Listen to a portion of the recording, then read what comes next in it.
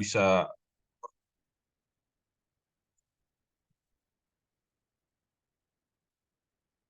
Sudah tampil ya rekan-rekan ya? Sudah, Pak. Ini saya Sudah, Pak. record juga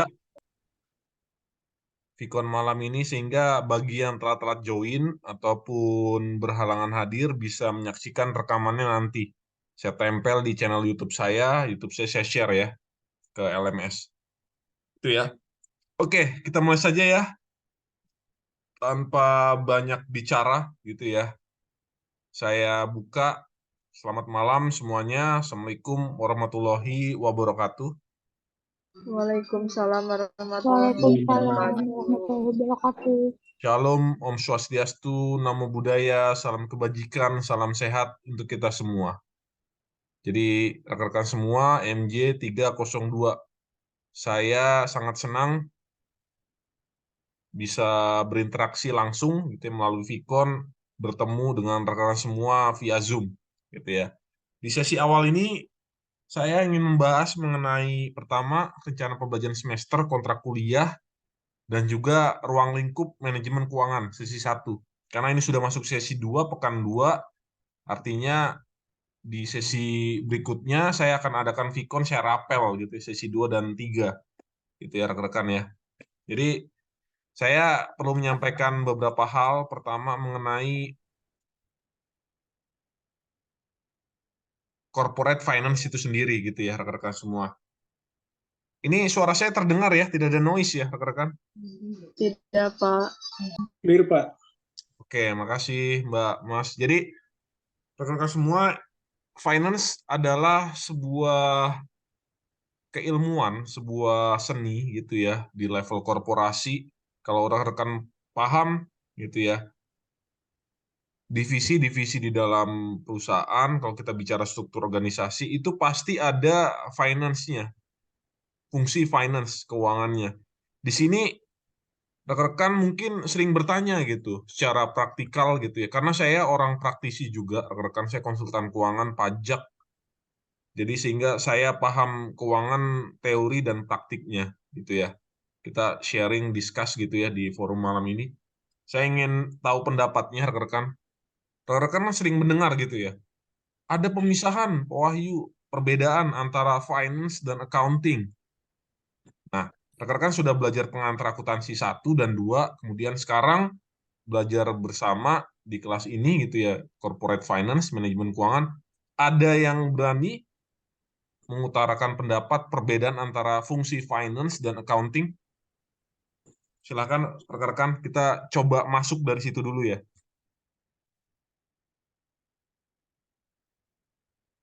Ada yang mau memberikan pendapat?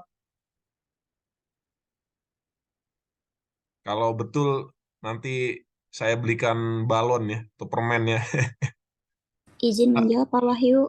Oh, siapa nih? Oh, Mbak Elvira, silakan. Mbak Elvira. Em, Kalau nggak salah untuk finance itu kerjanya untuk menganalisis keuangan, sedangkan accounting mencatat transaksi bisnis yang dilakukan di perusahaan. Oke, kita tampung dulu ya. Jawabannya benar, tapi pastinya ada komanya ya. Di setiap penjelasan Mbak Elvira gitu, ada penjelasan setelahnya gitu. Ada lagi yang ingin mengutarakan pendapatnya? Terima kasih ya Mbak Elvira ya. Nanti saya terangkan gitu ya, perbedaan secara teori dan praktiknya gitu ya di lapangan, fungsi finance dan accounting. Ada lagi? Kita tampung dulu.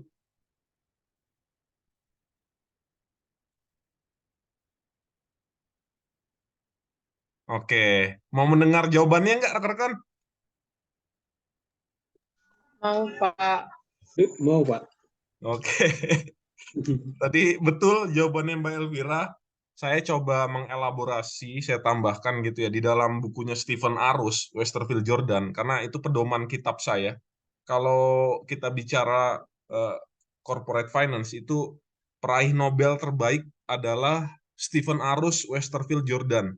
Itu adalah kitab buku referensi utama saya saat saya kuliah S1, S2 gitu ya. Jadi di dalam bukunya Stephen Arus, Fundamental of Corporate Finance, dijelaskan fungsi utama dari manajemen keuangan gitu. Jadi rekan-rekan Ada yang tahu nggak apa itu fungsi utamanya? Kalau rekan-rekan pelajari di video pembelajaran saya, di materi sesi 1, ada satu hal gitu ya, saya coba terangkan ya, saya nggak usah bertanya lah ya. Jadi dicatat ya rekan-rekan ya, itu di-review lagi materinya. Jadi fungsi manajemen keuangan, fungsi korporasi itu eksis, ada gitu ya, itu fungsi utamanya adalah maximizing shareholders value. Dicatat ya rekan-rekan, nanti dilihat, atau optimizing shareholders wealth. Kita bicara di situ value, nilai pemegang saham, dan kesejahteraan, kemakmuran pemegang saham. Itu tujuannya kita bicara manajemen keuangan gitu. Ya rekan-rekan ya. Sampai sini dulu mengikuti ya. Mengikuti, Pak. Oke, itu teori ya. Dalam praktiknya seperti apa Pak Wahyu? Ya, rekan-rekan bisa, apalagi sudah bekerja gitu ya, memahami bahwa manajemen keuangan itu adalah fungsi krusial gitu. Ya intinya, kalau secara teori tadi saya sudah jelaskan di dalam buku Stephen Arrows, kita turunkan gitu, kita elaborasi dengan pada kondisi realnya, praktiknya, bahwa keuangan itu adalah sebuah seni gitu ya. Bagaimana membuat keputusan, make a decision gitu ya. Jadi orang finance itu lebih ke arah dia membuat keputusan dari data-data keuangan tadi ya, seperti Mbak Elvira sebutkan, jelaskan gitu ya. Nah, itu terkait manajemen keuangan. Kalau accounting, rekan-rekan, accounting adalah seni mencatat. Kalau rekan-rekan belajar pengantar akuntansi 1 dan 2, itu adalah kita bicara sebenarnya secara simpel, sederhana, bagaimana pemasukan itu dicatat, pengeluaran dicatat. Tapi accounting tidak sesederhana itu. Nah, balik lagi, kalau accounting itu punya rujukan, punya kitabnya, kalau rekan-rekan pelajari namanya PSAK, Peraturan Standar Akuntansi Keuangan Indonesia. Kalau rujukannya adalah luar negeri, akuntansi itu merujuk pada IFRS. Gitu ya. Nah, tentunya fungsi accounting dan finance itu saling bersinergi gitu ya, tidak bisa terpisahkan juga. Tapi secara fungsi berbeda gitu ya. Accounting itu sebenarnya pekerjaan yang repetitif. Tahu nggak rekan-rekan repetitif itu apa? Mengulang. Karena mencatat sebuah transaksi gitu. Debit kredit, debit kredit. Itu kan perkara itu aja. Ya, betul nggak rekan-rekan? Uangnya ada nggak tuh? Ya nggak ada.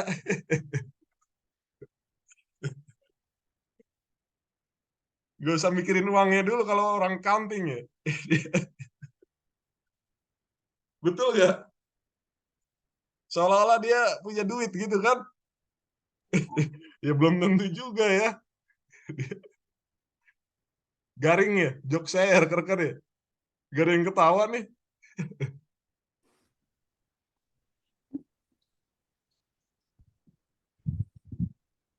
Waduh, berarti gak masuk ya. Masuk, Pak. Duit orang doang dihitungin.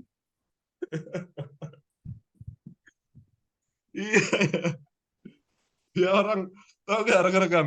Ya kan saya juga orang praktikal ya, orang industri gitu ya. Saya ngelihat kasir-kasir gitu. Debit kredit gitu ya. Tahu coa tahu nggak rekan-rekan? Chart of account gitu. Dia masukin kode, dia masuk klasifikasi akun apa, ya itu pekerjaan repetitif. Karena itu computerized gitu ya. Sekarang sudah di era semuanya ada software gitu. Kalau rekan-rekan pahami, saya sebagai konsultan, nanti saya perkenalkan ya, sebuah program software namanya Zahir. Ada yang tahu? Pernah dengar ya? Accurate, Zahir, pasti Pak. pernah. Pernah, Nah, Pak. Nah, oke, Pak. ya itu.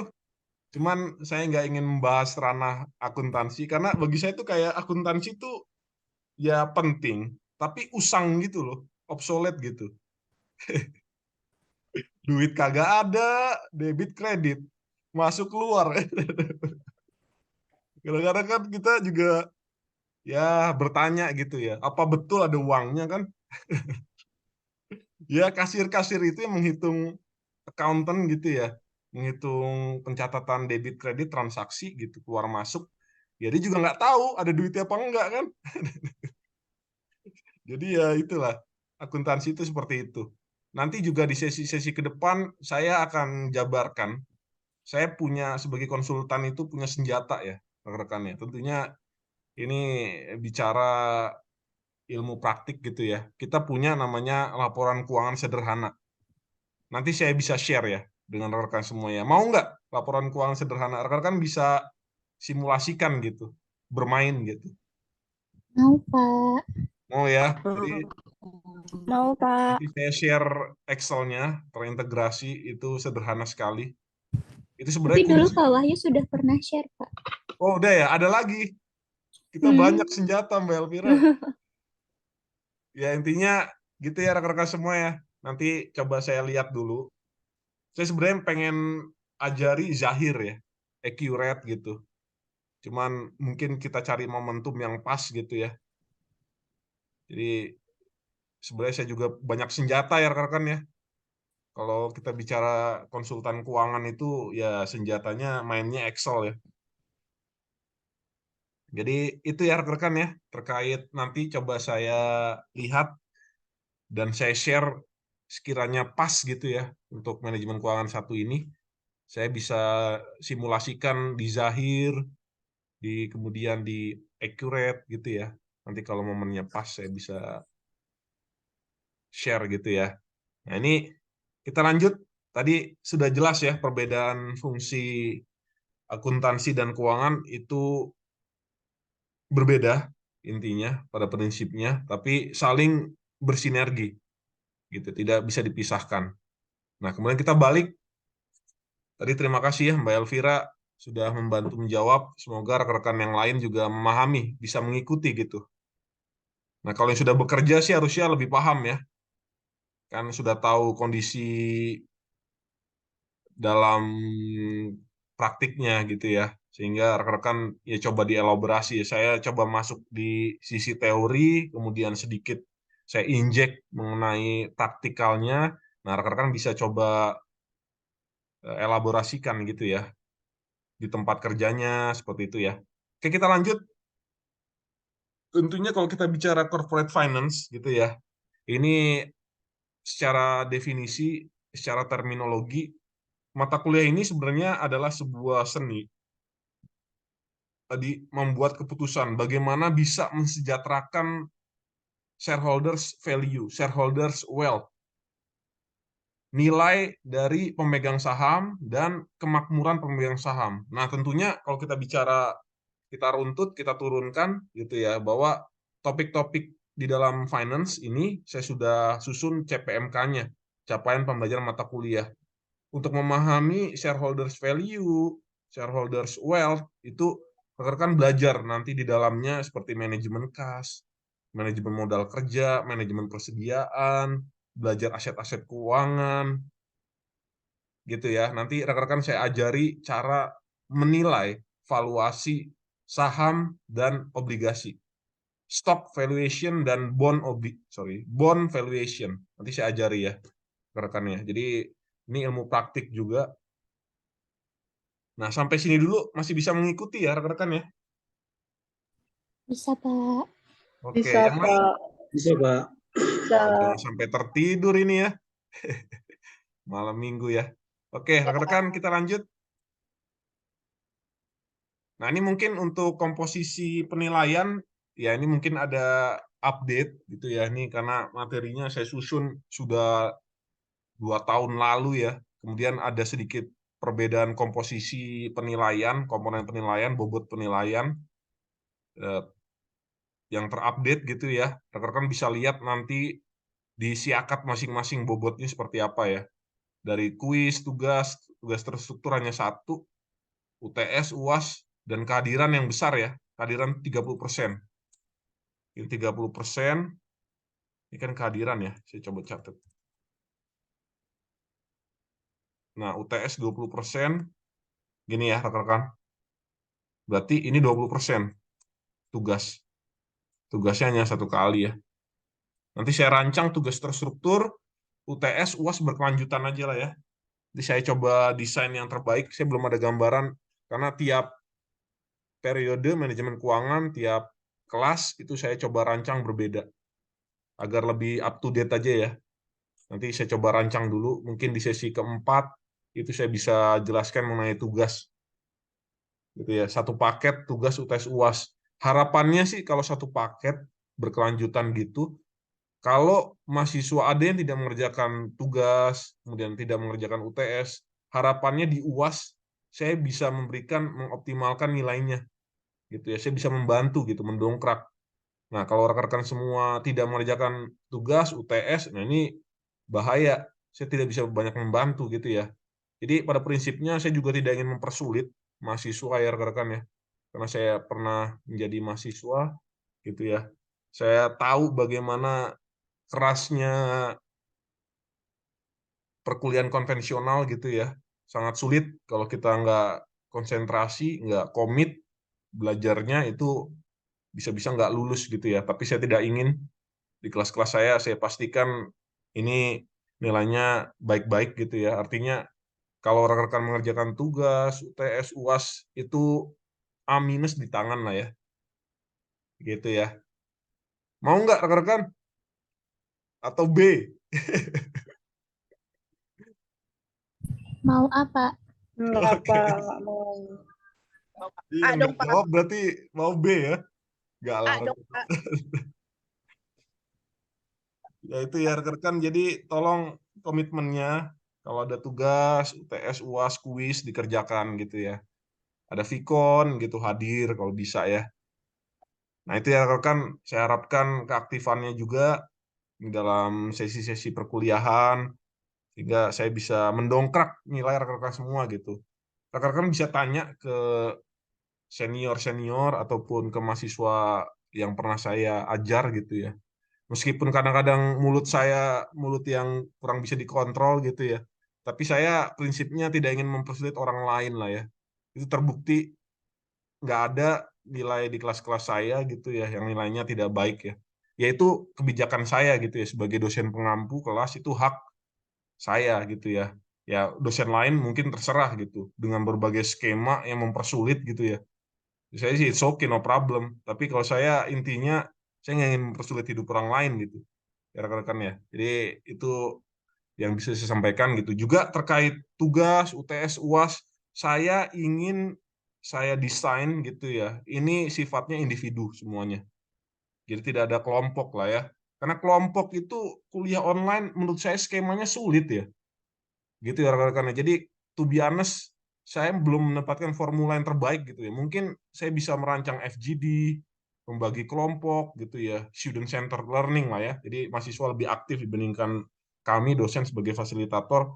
Tapi bagi saya itu make no sense gitu. Jadi saya mohon maaf gitu ya. Mungkin Bapak Ibu dosen yang lain punya cara mengajar metode yang terbaik lah ya. Tapi kalau keuangan kelompok gitu, saya nggak habis pikir sih, gitu ya, rekan-rekan ya. Jadi ini yang terbaik skemanya adalah individu, mandiri, semua tugas UTS UAS. Di sini ada yang mau kelompok? Tidak, Pak. Mandiri Oke, aja, Pak. dong. Enak kan? Kebanyakan Kayak gitu kelompok, ya? Pak. Aja, Pak. Iya dong. Menurut saya sih, ya PJJ online itu yang paling make sense, yang paling masuk di akal saya ya.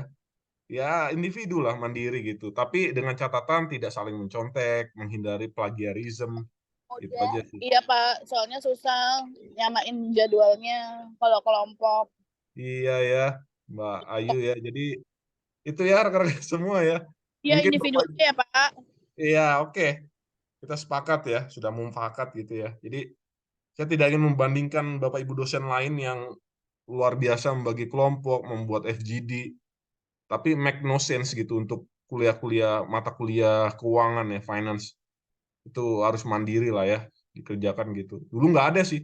Makanya kenapa saya pilih finance, saya orangnya aslinya introvert, rekan-rekan. Jadi kalau kelompok itu energi saya tersedot, gitu ya. Saya nggak suka keramaian sebenarnya, rekan-rekan. Kalau introvert kan seperti itu ya. Orang finance itu biasanya orang yang pemikir gitu. Jadi jarang suka keramaian, kelompok gitu ya. Jadi menghindari presentasi, FGD, ya sifatnya individualis lah ya. Betul nggak, rekan-rekan? Ada di Betul, sini. Pak. Iya ya, sedikit kita sharing lah ya mengenai psikologi manusia gitu ya. Jadi saya introvert ya rekan-rekan sebenarnya ya, tapi karena saya sudah kecemplung jadi dosen, mau nggak mau saya harus banyak bicara juga ya. Tapi saya insya Allah otak saya lebih cepat dibandingkan mulut saya. Kan ada orang ya yang mulutnya lebih cepat daripada otaknya gitu. Saya mohon maaf ya rekan-rekan ya. Tapi kalau saya orangnya pasti saya cerna dulu gitu. Baru saya berani ngomong gitu. Ya rekan-rekan ya. Kan ya orang finance seperti itu ya, lebih teliti lah ya. Karena ya otak-otaknya kan pikirannya bicara mengenai hafalan rumus, formula gitu ya. Jadi itu ya rekan-rekan semua ya. Oke, kita lanjut.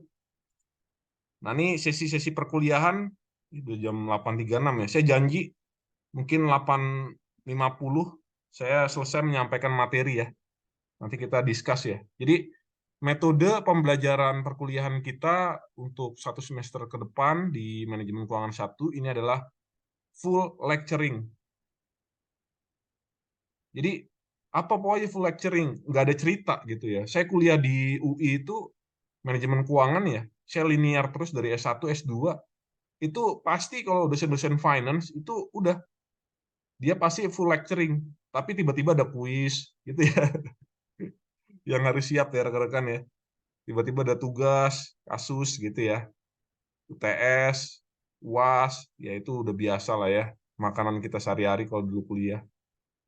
Ya itu, cuman kalau konvensional ya lebih banyak surprise-nya gitu dibandingkan online. Jadi keunggulan online, rekan bisa perhatikan tuh kuliah di Unsia ya. Dulu saya kuliah S1, S2 di level UIL, perguruan tinggi nasional negeri terbaik gitu ya, di nomor 1 ya, world ranking juga di Asia nomor 12 ya. 2023 itu saya cek terakhir, itu sekelas UI, dosen-dosennya kalau mengajarkan materi ke mahasiswanya, aktivitas pembelajaran, mengajar gitu ya, itu track record pembelajarannya itu kurang tertabulasi dengan baik gitu. Dia sesi 1 ngajar apa aja, ya itu kan nggak tercatat by system gitu. Dia ngajar suka-suka gitu, kadang-kadang dosen kan bisa loncat-loncat. Nah, tapi kalau di Unsia, kan kita bisa lihat tuh, sesi 1 bicara ruang lingkup, sesi 2 bicara topik kondisi keuangan, kondisi manajemen keuangan di dalamnya. Nah, itu kan kayak saya pikir gitu ya, menurut saya pribadi itu lebih baik gitu, karena tertabulasi, bisa direview berkali-kali gitu. Ya karena ini keunggulan dari PJJ ya, anytime anywhere. Jadi semua materi bisa diakses kapanpun dan dimanapun. Nah itu keunggulan ya. Sebenarnya saya tertarik di Unsia ya karena itu ya. Tapi saya juga ada keinginan ke depannya setelah saya kuliah dokter, saya ingin mengajar di UI ya, karena saya harus balik ke alma mater saya ya rekan-rekan ya. Doakan ya rekan-rekan ya. Amin, Pak. Semangat, Pak Wahyu. Oke, Mbak Elvira. Ya rekan-rekan kalau mau S2 di UI lah, yang di Jabodetabek ya. Nah, itu merasakan bagaimana kerasnya kuliah di UI ya. Itu orang-orang yang tahan banting lah ya. Melewati seleksi akademik, seleksi alam gitu ya. Nah, itu motivasi sedikit ya rekan-rekan, harus berani kuliah S2. Di sini ada yang tertarik melanjutkan studi lagi S2 gitu. Harus ya rekan-rekan ya. Siap. Oke, Mbak Siap, Elvira Pak. ya. Yang lain ada yang tertarik nggak? Ada, Harus Pak. ya.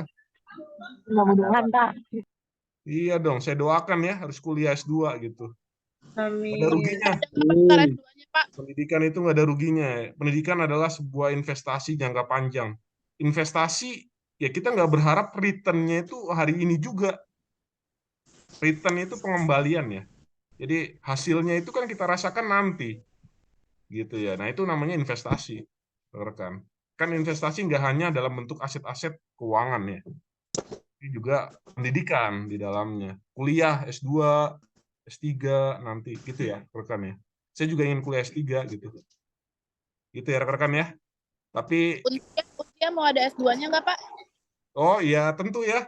Karena ini Ya, saya sebenarnya banyak direpotkan oleh rektorat ya. Mungkin Kalau karena S2, kalau Bapak di UI nanti nggak ngajar S2 kita dong.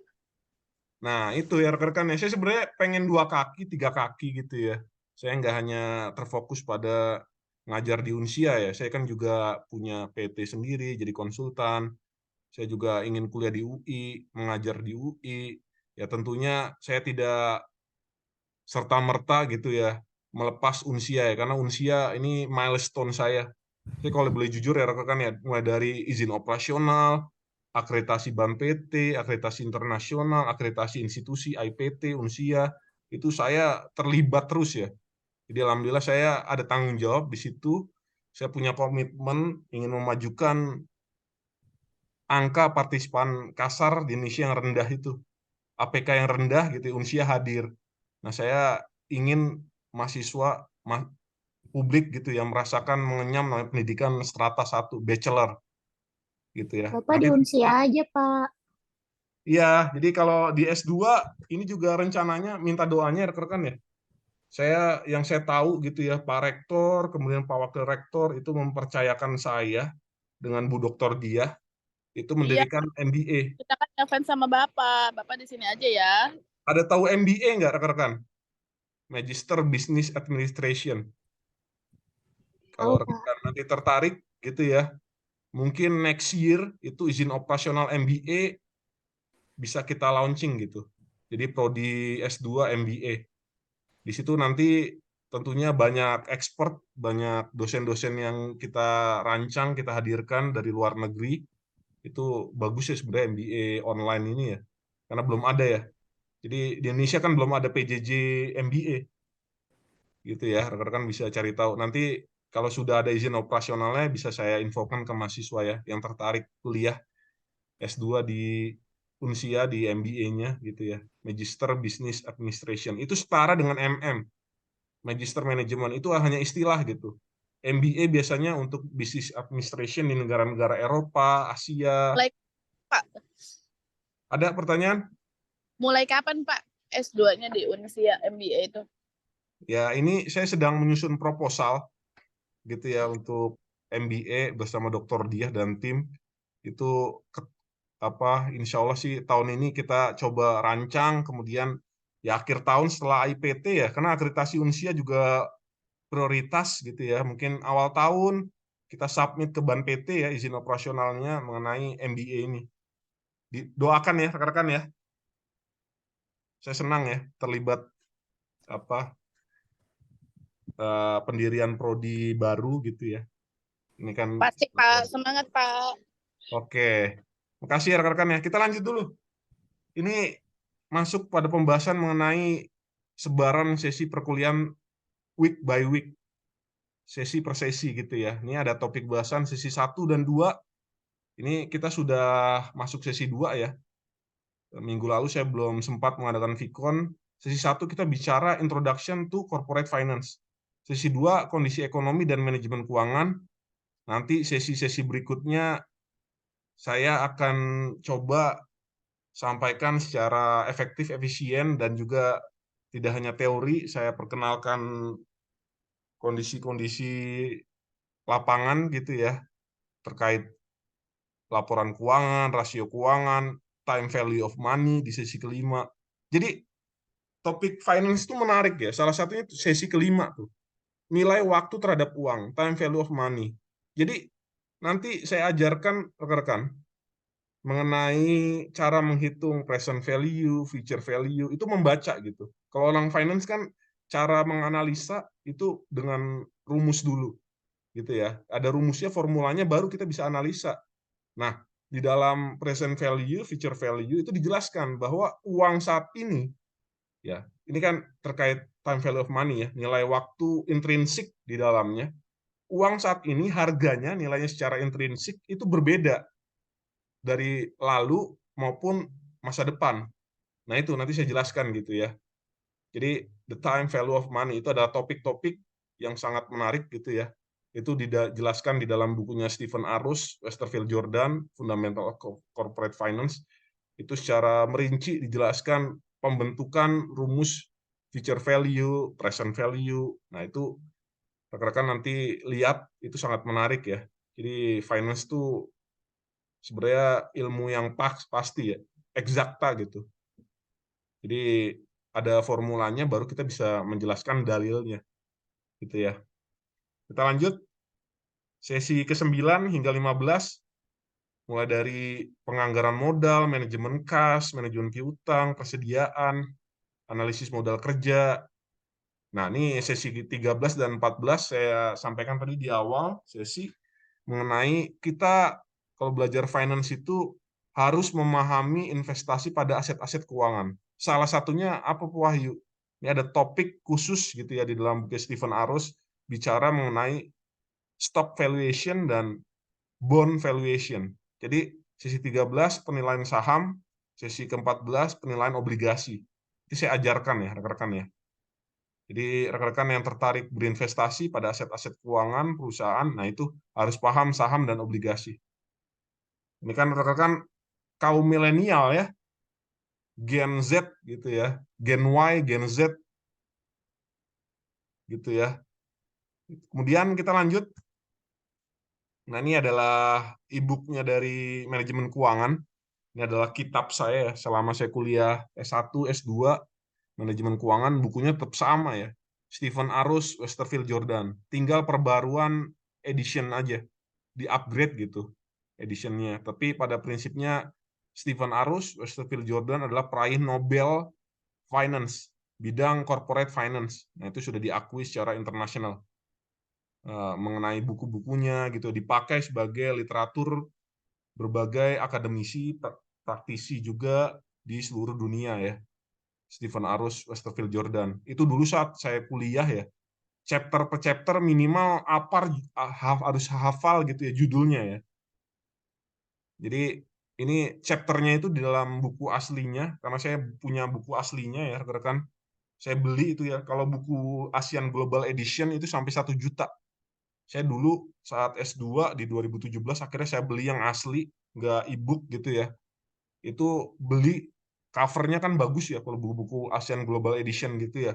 Itu tebal sekali, hampir 600 halaman, itu harganya 1.250.000, saya ingat ya. Saya itu juga harus pre-order dulu, karena itu laris ya bukunya ya, yang aslinya gitu. Jadi ya buat kenang-kenangan, karena kitab saya. Jadi saya saat saya kuliah S1, S2, kemudian nanti S3, ya pedoman kitab saya tetap ini. Gitu ya. Jadi satu kitabnya ya. Kalau dalam Islam kan Quran. Kalau saya juga belajar keuangan, manajemen keuangan, ya Fundamental of Corporate Finance ini Stephen Arus kitab saya. Gitu ya, pegangan hidup saya. Gitu ya rekan-rekan ya. Karena teori-teorinya Stephen Arus itu masih relevan. Kemudian secara praktikal itu bisa kita terapkan gitu. Dalil-dalilnya gitu, teori-teorinya. Nah, ini saya rasa bukunya sangat bagus ya. Menurut saya gitu ya. Tapi nggak tahu yang lain. Oke, kita lanjut. Nah, ini kita masuk pada sesi, wah ini sudah 8.50 ya, hampir ya. Saya coba cepat ya, nanti kalau ada pertanyaan, diskusi silahkan ya rekan-rekan ya. Kita masuk pada ruang lingkup manajemen keuangan itu sendiri. Ada capaian pembelajaran mata kuliah, ada 4 CPMK. Kalau kita belajar manajemen keuangan, corporate finance gitu ya. Pertama, tentunya kita belajar sejarah dulu, perkembangan manajemen keuangan, terus secara terminologi apa itu manajemen keuangan beserta fungsi tujuannya, kemudian sumber keuangan perusahaan, dan lingkungan keuangan. Saya coba bahas mungkin nggak semuanya, karena di dalam video pembelajaran, di dalam materi, modul, PPT saya sudah jelaskan di sesi 1 ya. Saya rasa rekan-rekan bisa menyimak secara rinci, secara detail. Saya coba ambil poin-poin besarnya saja, saya elaborasi gitu ya. Nah, ini sedikit mengenai sejarah perkembangan finance gitu ya. Saya coba tarik gitu ya di fase setelah Perang Dunia II. Itu kan di tahun 1928 ya, Perang Dunia II itu berakhir. Artinya Perang Dunia itu kan terjadi perang militeristik gitu ya, senjata gitu. Artinya banyak negara saat itu setelah Perang Dunia kolaps. Terjadi resesi ekonomi global. Kan banyak pihak ya, banyak negara yang terlibat Perang Dunia Kedua ya, dari 1, kedua, banyak kerugian lah ya intinya dialami oleh banyak negara juga.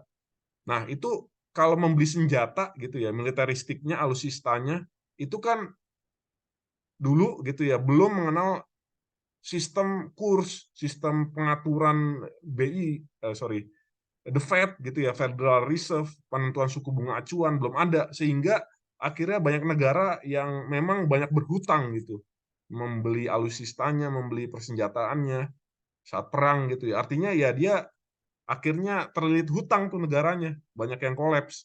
Nah, saat itu perlu adanya tata kelola gitu ya di level negara dan korporasi.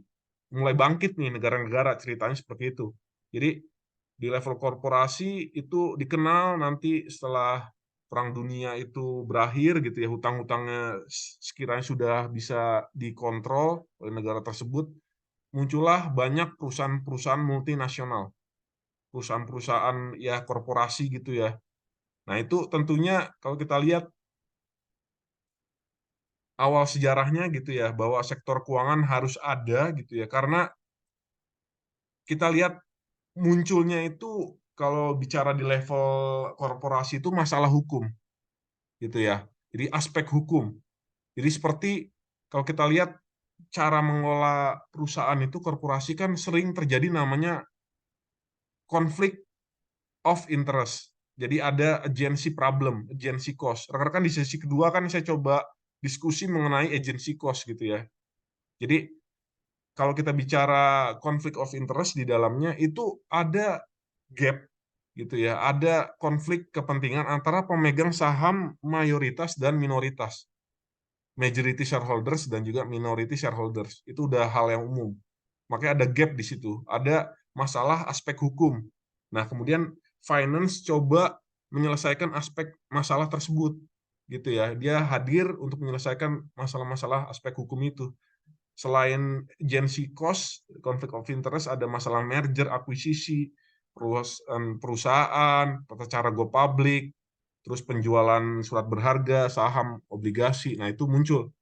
Makanya harus ada fungsi dari manajemen keuangan. Itu sedikit perkembangan.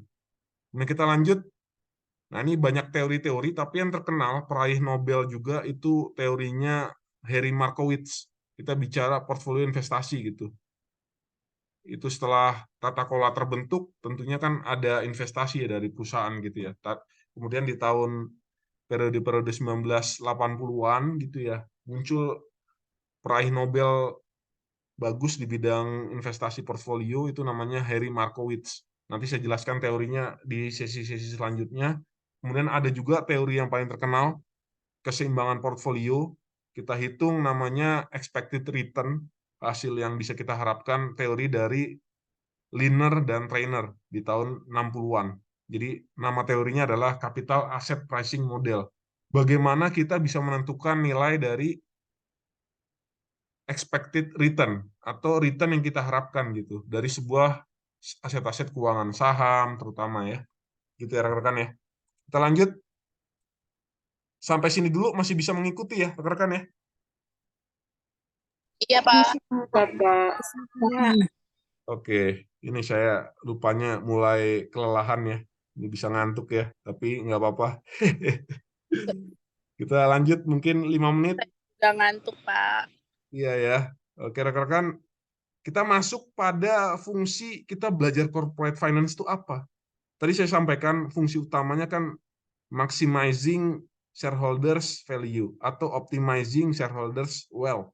Tapi ada fungsi lain gitu ya. Jadi kita bicara finance itu banyak hal. Tapi di dalam buku Stephen Arus, Westerfield Jordan, Fundamental of Corporate Finance, itu dijelaskan bahwa ada 3 hal gitu kita bicara corporate finance.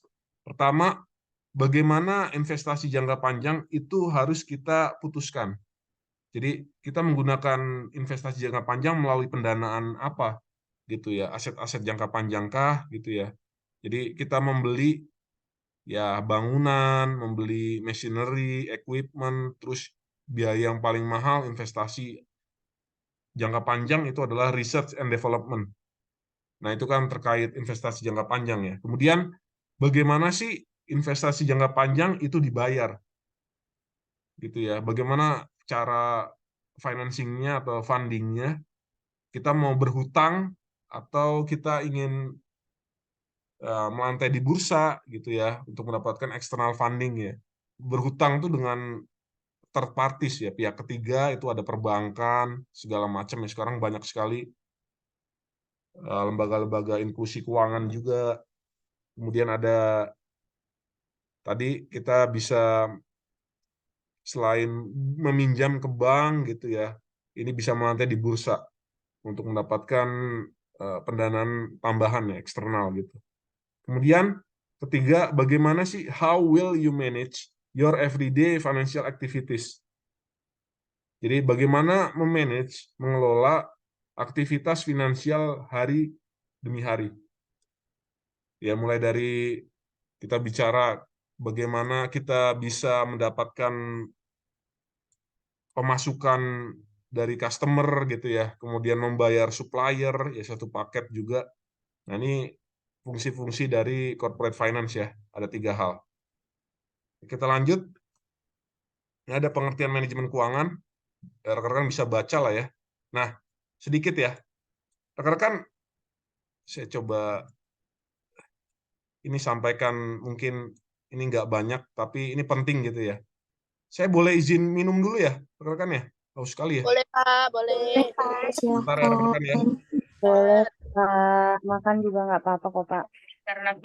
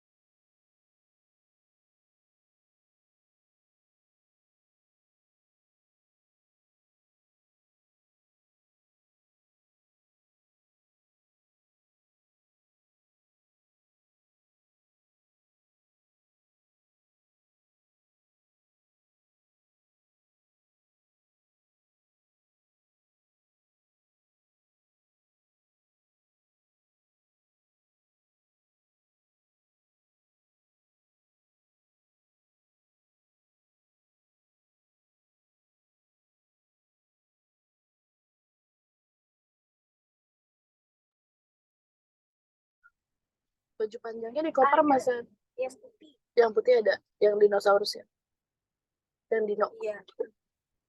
Yang kembar sama abang kan? Iya. Iya. Jadi nanti kalau tidur pakein aja itu. Langsung diselit itu ya, pakai ganti pempas gak deh? Oke, rekan-rekan, kita lanjut dulu ya. Udah minum, ya sudah lebih segar ya, haus ya. Maaf ya, rekan-rekan ya. Ya, Pak. Oke, kita lanjut, rekan. Ini materi sebenarnya menarik ya. Kita bicara struktur organisasi. Jadi di dalam struktur organisasi, saya ingin tahu dulu, saya bertanya nih posisinya ya. Pengambilan keputusan tertinggi yang paling mulia, gitu ya, kalau kita bicara di level organisasi, sebuah rapat pengambilan keputusan, tadi di level perusahaan, organisasi gitu ya, korporasi, apa namanya? Ada yang tahu nggak? Saya bertanya dulu. Apa Pak pertanyaannya? Sebelum masuk pada struktur organisasi. Diulang ya pertanyaannya? Iya Pak. Oke. Jadi sebuah rapat dalam pengambilan keputusan tertinggi yang paling mulia gitu ya. Kalau kita bicara di level organisasi, korporasi, itu apa namanya? Ada yang tahu? RUPS bukan, Rapat Pak. umum pemegang saham bukan, Pak? Waduh, luar biasa. Cerdas. Oke. Ini MJ302 cerdas lah dibandingkan MJ303 yang saya tadi Vicon juga. Saya tanya itu nggak ada yang bisa jawab ya. Saya MJ303 Pak. Luar biasa ya. Ini berarti sudah paham lah ya. Jadi keputusan tertinggi kalau kita bicara di level organisasi, korporasi, apalagi sudah melantai di bursa, itu namanya RUPS, Rapat Umum Pemegang Saham. Jadi RUPS itu posisinya di atas shareholders, di atas owner gitu, pemilik perusahaan. Ini kan di dalam teorinya bagian struktur organisasi ada shareholders gitu ya. Tapi di atas shareholders ini satu paket sebenarnya adalah RUPS. Ini sejajar lah ya, bukan di atas gitu, sejajar ya, karena shareholders kan pemangku kepentingan ya. Jadi ya keputusannya untuk pemangku kepentingan ya di dalamnya ada di dalam RUPS gitu. Nah, ada yang tahu nggak RUPS tuh bicara soal apa sih dalam rapat-rapat RUPS? Apa yang dibahas gitu? Ada yang tahu? Nggak usah googling dulu. Laporan tahunan nggak sih, Pak? Ya, itu salah satunya. Ada yang paling penting ya. Kan kita bicara shareholders ya, pemegang saham ya.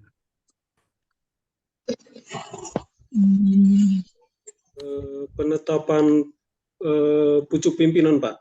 Nah, itu salah satunya juga Mas Herman ya. Oke, mau tahu nggak jawabannya rekan-rekan? Dicatat ya. Mau. Oke, rekan-rekan, kalau kita bicara RUPS tahunan gitu ya, kalau perusahaan itu apalagi sudah melantai di bursa, gitu ya, dia wajib mengadakan RUPS sebagai bentuk pertanggungjawaban, sebagai bentuk transparansi ke stakeholder. Wajib itu posisinya ya, karena perusahaan, Dividen. ya betul. Wah, cerdas ya, 302. Alhamdulillah. Alhamdulillah, Pak. Iya, betul. Jadi di dalam RUPS salah satu keputusan yang paling krusial sebagai bentuk pertanggungjawaban adalah pembagian dividen.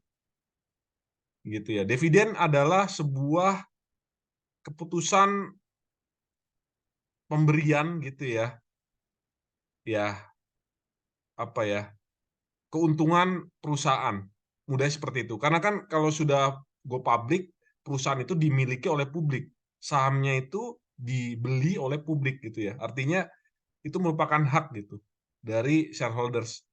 Kalau perusahaan yang baik itu biasanya rutin membagikan dividen sebagai bentuk ya itu apa ya? Ya sebuah hasil gitu ya dari kepemilikan kinerja perusahaan.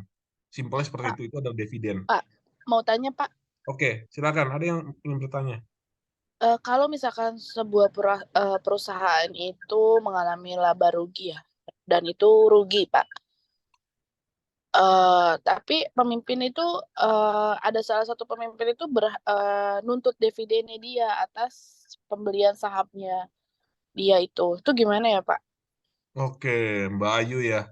Kalau posisinya pada periode tersebut gitu ya, perusahaan itu mengalami loss gitu ya secara income, itu tentunya sebagai bentuk pertanggungjawaban itu di RUPS disebutkan gitu ya. Tentunya laporan keuangannya misalnya terutama income statement-nya minus itu dijelaskan. Kalau loss ya loss gitu. Tapi dividen itu harusnya tetap dibagikan secara rutin. Nah, Perkara pengambilan dia keputusan dividennya dari mana tuh, Pak? Ngitungnya kan kita secara perhitungan keuangan laporannya kan itu minus, Pak, rugi. iya, betul dalam konteksnya seperti itu. Tapi kita bicara kondisi yang terjadi gitu ya, kondisi realnya. Itu perusahaan harus sebagai bentuk Membayar. pertanggungjawaban ia membayar gitu ya. Karena kan dividen itu kan bentuknya nggak hanya berbentuk tunai gitu ya. Dividen kepemilikan saham berupa lot saham itu bisa. Banyak ya. Iya, iya, Jadi Pak. Tapi gini, Pak. Nah, saya ngambil buat membayar. Maksudnya walaupun itu nggak bentuk saham, tapi kan kita juga hutang jadinya ya, Pak. Nah, itu di laporan keuangannya tuh gimana, Pak? Karena kan dasarnya tuh kan kita rugi ya, Pak. Nah, ini yang saya belum bisa jelaskan ke pemimpin-pemimpin yang minta dividen itu, Pak. Karena hanya satu orang yang kayak gini gitu. oke. Ya memang gitu ya rekan-rekan. Itu secara teorinya Stephen Arus. Perkara kita menyampaikan di dalam RUPS gitu ya. Posisi keuangan gitu, income statement-nya itu loss, itu harus kita sampaikan apa adanya. Nah, perkara dividen itu juga harus kita sampaikan. Jadi Berarti dari awal pembuatan RUPS ya, misalkan kita betul, lagi RUPS kan kita. Nah, kita betul, sebutin jika perusahaan ini mengalami loss ya pada betul. tahun-tahun yang akan datang, itu kita jelasin dari awal ya, Pak. Iya, karena dividen sekali lagi Mbak Ayu adalah bentuk kewajiban, ya Kewajiban kan, perusahaan untuk pemegang perusahaan. saham. Dan dividen itu kan biasanya ya kita banyak skema lah ya. Artinya nggak hanya terbatas pada istilah dividen itu bagi perusahaan yang sudah go public. Bahkan perusahaan private, perusahaan Juga keluarga iya. gitu ya. Dia harus juga kalau punya kebijakan seperti dividen, ya harus secara rutin gitu ya, sebagai bentuk pertanggungjawaban, kewajiban itu harus dijelaskan gitu ke pihak-pihak. Berarti kita bikin laporan keuangannya itu dividen kita udah keluarin untuk tahun ini, Pak. Iya, itu termasuk. Oh, berarti laporan keuangan neraca semuanya dijadikan satu. Kita dividen itu udah kita masukin sebagai pengeluaran kita di tahun ini ya. Jadi ya benar-benar kita rugi ya, Pak. Betul. Oh, Itu harus dimasukin. dihitung ya, rekan-rekan ya. Dividen tuh ada hitungannya lah, ya. Iya, ada hitungannya, ada proporsi. ada presentasinya, iya Pak. Tapi Ya, maksudnya betul. yang saya tanyakan itu kita masukin dulu di laporan keuangan untuk dividen tahun ini gitu kan. Betul. Berarti kita udah tahu nih ruginya misalkan Nanti ya, kita 14 rekan miliar. Bayu ya. Nanti saya ajarkan bagaimana menghitung growth dividen, dividen yang bertumbuh, konstan dividen. Ada rumusnya. Nanti tunggu ya, di stock valuation ya. Itu sesi ke-13, chapter 13. Itu nanti saya bahas evaluasi saham. Jadi dividen itu bisa yang sifatnya konstan, bisa growth, bisa perpetual. Banyak skemanya. Nanti Mbak Ayu hadir ya dalam Vicon tersebut. Gitu ya. Jadi itu saya jelaskan dividen itu sendiri. Karena itu apapun bentuknya, dividen adalah sebuah kewajiban perusahaan. Shareholders nggak peduli. Artinya dalam artian dia mau rugi, mau profit, gitu ya, dia nggak peduli. Mau loss atau profit, mau loss or gain, itu dia menuntut pasti dividen. Kan gitu, ya rekan-rekan ya. Karena itu bentuk pertanggungjawaban perusahaan lah ya. Oke, kita lanjut dulu. Saya rasa luar biasa diskusinya. Terima kasih ya Mbak Ayu ya. Nah ini kita lanjut. Tadi RUPS sudah. Nah, selain pembagian dividen, RUPS itu bicara mengenai misalnya ada restrukturisasi organisasi, baik BOD ataupun BOC. Gitu ya. Itu dibahas di dalam RUPS. Mengenai apa lagi, Pak Wahyu? Return earning. Tahu return earning nggak, rekan-rekan? Belajar pengantar akuntansi kan? Belajar, Pak. Tahu, Pak. Laba ditahan. Apa fungsi laba ditahan? Waduh, udah lupa ya. Biar cash-nya tetap ada, Pak. Bukan. Kurang tepat ya. Mbak Elvira, terima kasih ya. Jadi, laba ditahan atau return earning fungsi utamanya adalah untuk kegiatan ekspansi bisnis perusahaan. Tambahan modal cadangan. Ya, ekspansi. Intinya dalam teorinya perusahaan ya. Ekspansi, ya rekan-rekan ya. Jadi itu return earning. Itu salah satu pembahasan RUPS juga. Nah, udah ya RUPS ya. Kemudian saya masuk pada sistem tata kelola di negara Indonesia kita bandingkan dengan negara Eropa. Gitu ya. Nah, ini di dalam riset saya, riset yang saya publikasikan, artikel saya di Sinta 3, Sinta 4, itu banyak ya. Kalau rekan-rekan cek nanti di data-data penelitian saya gitu ya. Saya belum Scopus ya. Itu berat ya Scopus ya, tapi saya masih jurnal-jurnal nasional gitu ya, penelitian saya yang saya rasa saya masih bisa saya kejar gitu ya. Masih visible bagi saya. Jadi di dalam artikel saya, tulisan saya jelaskan gitu bahwa perbedaan karakteristik gitu, sistem tata kelola negara Indonesia dengan negara Eropa lainnya. Di Indonesia sendiri, rekan-rekan, itu mengenal sistem namanya two-tier system. Apa itu Pak Wahyu two-tier system? Saya jelaskan ya dalilnya. Two-tier system itu ada pemisahan antara BOD dengan BOC. BOD adalah organ perusahaan yang melaksanakan day-to-day activities perusahaan. Kegiatan operasional, kegiatan finansial, harian perusahaan. Itu adalah fungsi Board of Directors. Nah, ada satu lagi fungsi namanya BOC, Board of Commissioners, atau Dewan Komisaris gitu ya. Jadi, di Indonesia sendiri ada pemisahan kekuasaan. Nah, BOC sendiri fungsinya, perannya adalah melakukan pengawasan, melakukan kontrol terhadap kinerja BOD. Gitu ya. Betul nggak rekan-rekan? Sampai sini dulu. Yang sudah pernah bekerja ya, di level korporasi. Betul, Pak. Nah, itu ya. Jadi ada pemisahan kekuasaan namanya two-tier system. Nah, kalau di negara-negara seperti Prancis, Jerman, Eropa gitu ya, dia menggunakan namanya one tier system. Tidak ada pemisahan antara fungsi BOD dengan BOC. Jadi satu tuh. Nah, di Indonesia sendiri ada pemisahan. Itu sudah saya lakukan banyak kajian ya, banyak riset.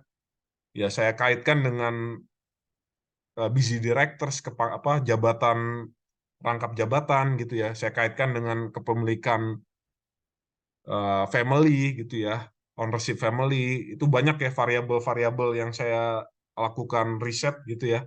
Nah itu pentingnya rekan memahami fungsi BOD dan BOC. Karena pasti di dalam struktur organisasi perusahaan yang ideal, apalagi yang sudah melantai di bursa, itu pasti ada BOD, ada BOC di Indonesia itu sendiri ya. Jadi rekan-rekan harus paham nih. Nah sisanya ya rekan-rekan pelajari aja ya.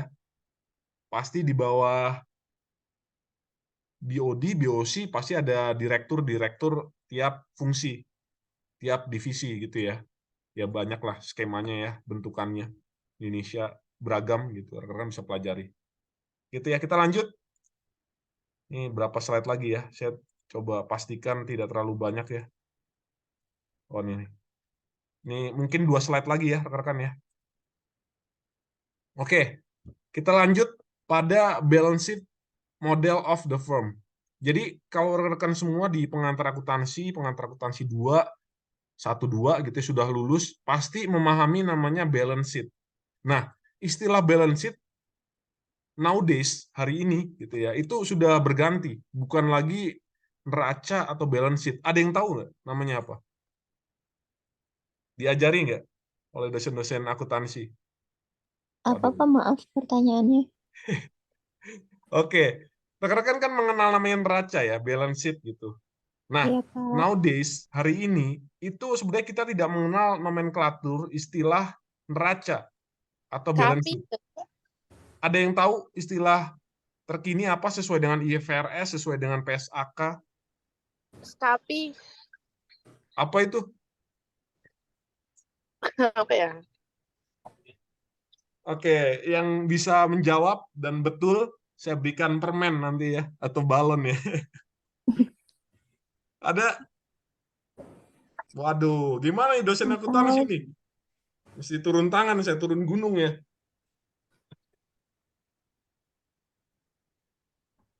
Mungkin lupa ya, mungkin pernah diajari, cuma rekan-rekan lupa. Namanya diingat ya, rekan-rekan ya. Mau tahu nggak? Mau Apa Pak? Pak? Nggak tahu Pak. Namanya adalah Statement of Financial Position. Oh iya ya pernah dengar. Oke. Baru ingat? Iya Pak. Iya, diajari nggak? Diajarin Pak. Pernah Pak Nah, dengar. ya itulah, rekan-rekan cepat lupa lah ya mahasiswa ya. Jadi bagaimana kita tahu posisi secara finansial perusahaan. Namanya makanya Statement of Financial Position gitu ya. Jadi itu bahasa di dalam IFRS, di dalam PSAK. Statement of Financial Position gitu ya. Posisi keuangan perusahaan gitu. Nah, kita balik pada balance sheet model of the firms ini. Di dalam Statement of Financial Position istilahnya sekarang ini, itu kita mengenalkan aset liabilities gitu. Jadi aktiva sama dengan pasiva. Aktiva terdiri dari aset jangka pendek, jangka panjang. Sementara pasiva terdiri dari liabilities dan equity. Gitu ya. Ini sepakat kita. Gitu ya. Sisi kiri, sisi kanan harus balance. Jadi kita mengenal di situ aset jangka pendek, jangka panjang. Kemudian liabilities jangka panjang, jangka pendek juga. Pendek, jangka panjang. Jadi rekan-rekan, saya ingin menyampaikan mengenai sebuah prinsip bagaimana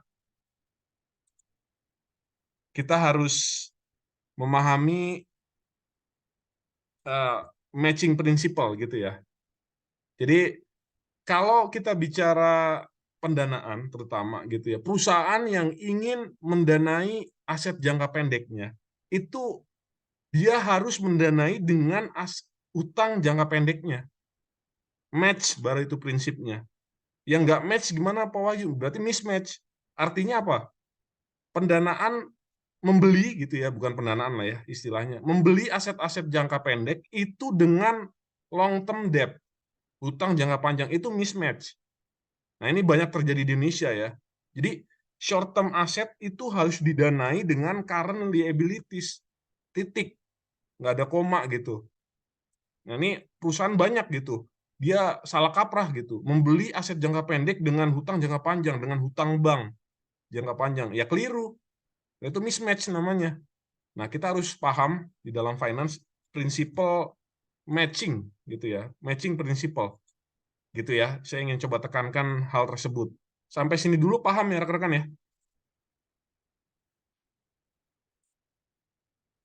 Insya Allah, Pak. Oke, kita lanjut. Nah, ini ada sedikit pengambilan keputusan keuangan, ada 3 hal fungsi manajemen keuangan, mulai dari investment decision, financial decision, dan asset management decision. Nah, kalian bisa pelajari nanti ya. Bisa pelajari maksudnya di dalam video pembelajaran, sesi ke-1 saya, itu lebih detail, lebih terinci. Nah, ini saya coba paparkan sedikit reminding gitu ya, tujuan manajemen keuangan itu. Karena kita bicara sesi 1 ruang lingkup, artinya kita harus bicara fungsi dan tujuan manajemen keuangan. Tadi saya singgung di awal, fungsi utamanya adalah memaksimalkan kemakmuran pemegang saham atau nilai perusahaan. Sesuai ya. Jadi value of the firms atau shareholders value atau optimizing shareholders wealth, kemakmuran kesejahteraan pemegang saham. Intinya itu. Tapi ada 2 fungsi tambahan, tujuan tambahan, itu menjaga kelangsungan hidup perusahaan, going concern, dan mencapai kesejahteraan karyawan dan masyarakat sebagai tanggung jawab sosial perusahaan. Itu adalah tujuan manajemen keuangan itu ada. Nah, itu ya rekan-rekan bisa lihat sisa-sisa materi di sesi 1 ini. Saya tidak ingin membahas semuanya, tapi poin-poin yang paling penting ya, yang paling krusial saya harus sampaikan. Mungkin itu sesi dari pemaparan dari saya. Semoga bermanfaat untuk kita semua. Mungkin ada pertanyaan atau diskusi, kita buka forum diskusi atau pertanyaan ya, rekan-rekan. Ada?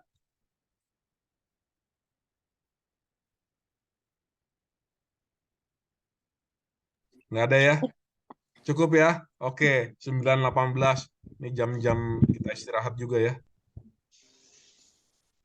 Kalau tidak ada pertanyaan ataupun diskusi, saya rasa cukup ya, rekan-rekan. Iya, Pak. Oke, Iya, Pak, kami cukup. malam minggu ya, cukup lah ya kita diskusi. Nonton bola, Pak. Iya ya. Oke, mungkin semoga bukan mungkin, semoga ya. Mungkin rekan-rekan semua banyak pertanyaan terkait finance ya, tapi di sesi selanjutnya saya akan coba pelan-pelan melakukan pendampingan agar rekan-rekan semua paham mengenai apa itu fungsi dari manajemen keuangan itu sendiri. Gitu ya. Kalau tidak ada diskusi, kalau misalnya malu dalam bertanya di Vicon, bisa ditanya di forum LMS gitu ya, forum diskusi. Tolong saya titip keaktifannya di forum-forum diskusi LMS ya, untuk kelas manajemen keuangan terutama, sehingga nilai dari student engagement score itu rekan-rekan aktif gitu, bukan kurang aktif atau tidak aktif. Itu yang saya harapkan ya di dalam sesi-sesi pembelajaran. Nah, mungkin karena ini sudah larut, ini malam minggu juga, rekan-rekan bisa istirahat ya. Jadi mungkin cukup Vicon malam ini, Vicon sesi perdana. Semoga bermanfaat. Apabila ada penyampaian dari saya yang kurang berkenan, saya mohon maaf. Karena semua, Iya, Pak. tetap semangat semuanya. Selamat malam. Wabillahi taufiq wal hidayah. Wassalamualaikum warahmatullahi wabarakatuh. Saya izin live ya rekan-rekan semua. Iya, Terima kasih semuanya. Waalaikumsalam. Oke, Pak. Selamat malam. Terima kasih.